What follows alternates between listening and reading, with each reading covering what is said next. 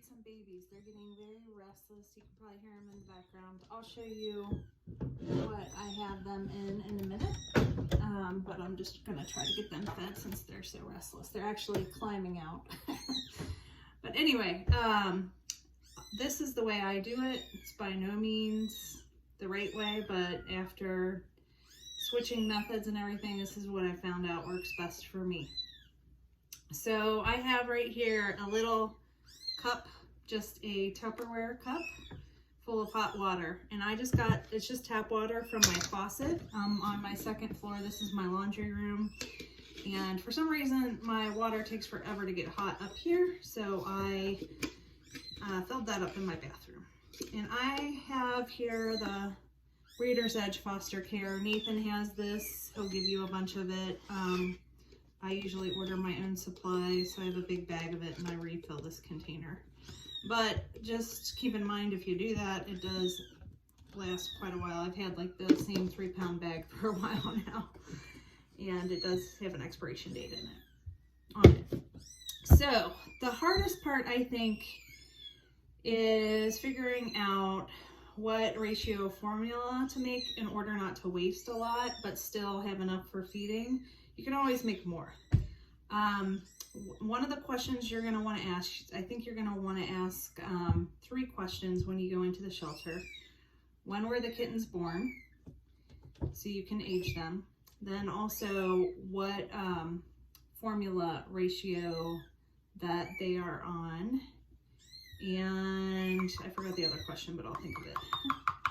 So no, just throw that in there, and then you use the same scoop to measure your water. I did about 3/4, and basically it's a 2-to-1 ratio. So I'm gonna do one and a half of the water, and I'm just gonna put that in there. And then I just shake it up in this little container. This works best for me. I know some people use forks or little mini whisks, but this is great too if you need to run out somewhere. You can just put the powder in here and pop it in your bag and be good to go. Then I have here my Miracle syringe. These are special. They've got like this O-ring on them, and also a Miracle nipple. This is what the syringe looks like in the package. It's 10 milliliters, the one I'm using here. They come in all different sizes. I have all different sizes, from teeny tiny all the way to pretty big. This works well right now for them to be able to feed them. It's really not a big deal. It's just sometimes it's convenient, not if you have like a big litter or they're getting bigger, not to have to stop and refill the syringe. So I just go ahead and fill the syringe up. And when you start with this, what I would do is just practice with some water in a container and just get the feel for it. It really takes touch and technique to get used to it, but like just squirt it kind of in the container to try to get for a feel for how much pressure you need to apply, and how much is coming out. Because that's the most dangerous thing, of course, is to aspirate a kitten by squirting too much into its mouth. So you really want to let them kind of suck and control the flow. So these guys, usually have to wake them up to feed them, but I don't know, this feeding, they are ready to go. So this is my little guy here, and he's ready, I can tell you. And honestly, if you have a problem once you get them started with latching and stuff, then that's probably a red flag. Usually, you know, once you get going, they get used to it and are really good at eating. So he'll probably take a good half of this syringe. So this is, it fills past the 10 milliliters. You can see on here the 10, sorry, I just got a low battery message. The 10 stops here, but the syringe actually pulls out to here. So I don't know, it's probably 15 in actuality. But he'll probably take at least about half of it. And he's just chowing down. He looks a lot better. He had some eye issues, which is really common with kittens, neonatal kittens, because just being born is traumatic for their little eyes. They get lots of bacteria and dirt in there. So he actually had pus coming out of his little eye before it would open. So you, they give you this antibiotic ointment. It's called terramycin, and you just put it on his eye, but he's all better now and he looks great. And he's done crying because he had about half the syringe. So now we're gonna move to number 2 here. This is Major, and this is Blaine, and that's their first names. They have last names too, but they're from the iZombie movie. And, oh, silence. So, we are just letting him go there.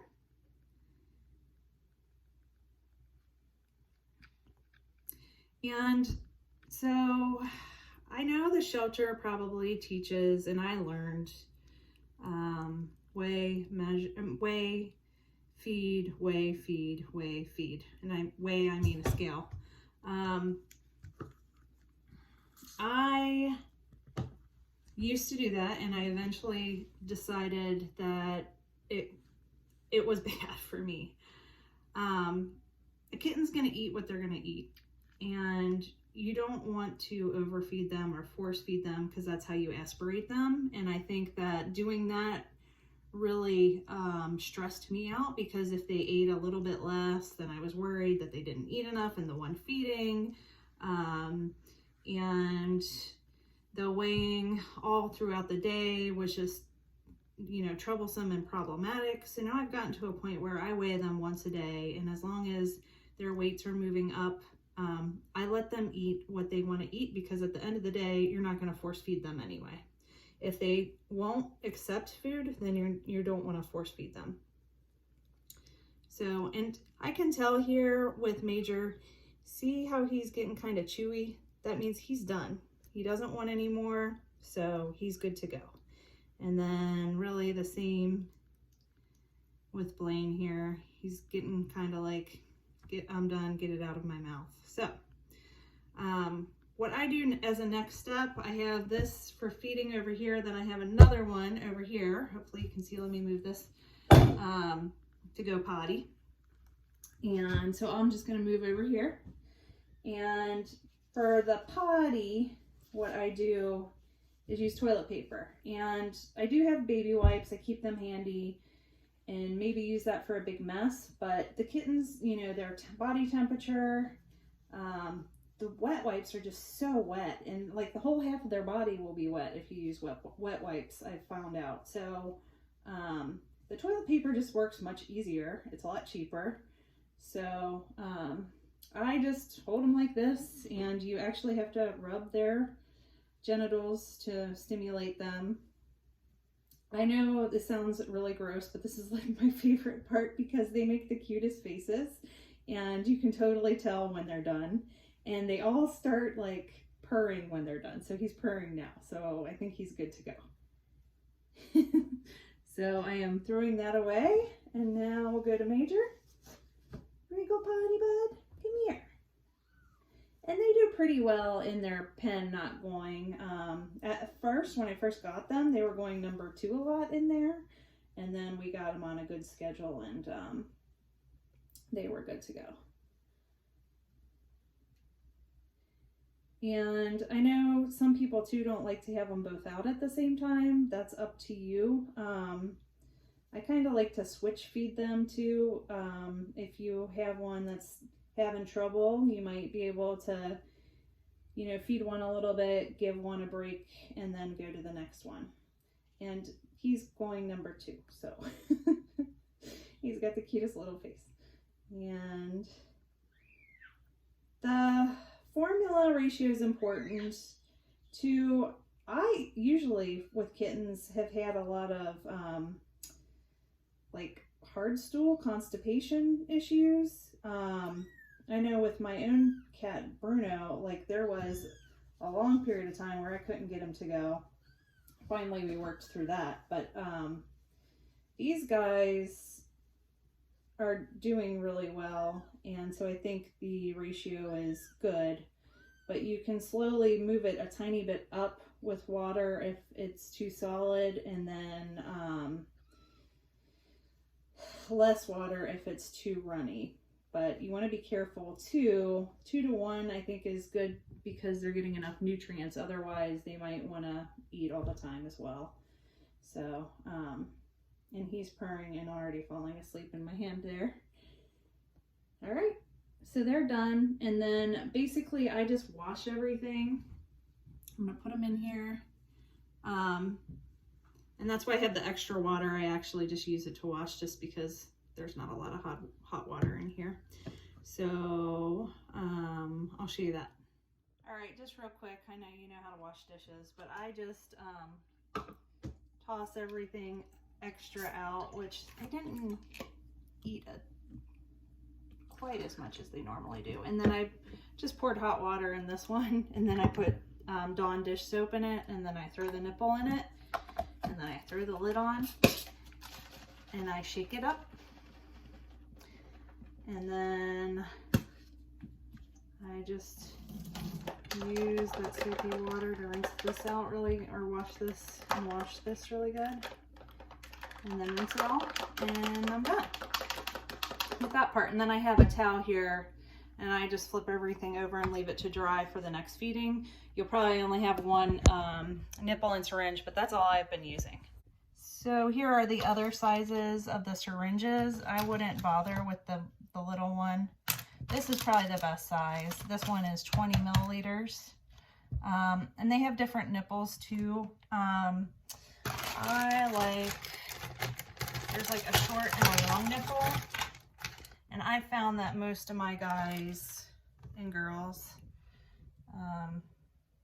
like the shorter one. So, and again, they'll probably give all that to you at the shelter. If not, call me. I'm happy to run some of my extras out to you. I order it from like a squirrel rescue place, but more than happy to share. Just let me know. This is just sticky whiteboard stuff that I record their weights on. And then it's probably, when you figure out when they're born, I just take a sheet of paper, write it anywhere, and just schedule out like their key milestone dates for their weeks. And then, like I said, I have this milestone sheet that's really helpful, and I'll send it to you via email. Don't get too worried about the weight. Mine are always under what it says they should be on this sheet. You'll have lots of laundry, and then this is what I have them in. So this is the heating pad. I like it. Oops, it's turned off. It's got a 12-hour timer, and it has lots of temperature control on it. And they also have one of these guys that I got from the shelter. It's got like a heartbeat thing in it, and it constantly goes through batteries, but you can get the batteries. I can send you a link for batteries, but the batteries are pretty cheap on Amazon. You can buy a big pack. And then I just have them in this plastic tub here, and they need their bedding changed. I change it at least once a day. And I do put a lid on here. This has holes in it.